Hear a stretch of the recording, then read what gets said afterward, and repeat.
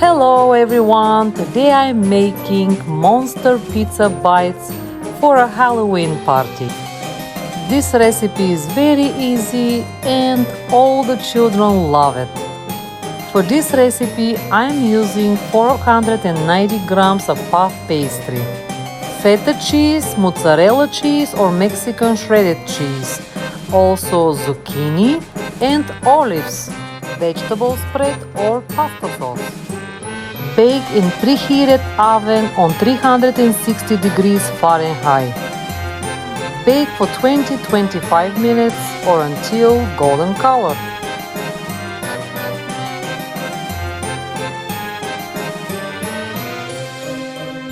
Happy baking everyone! I hope you like my recipe and don't forget to like and subscribe to my channel.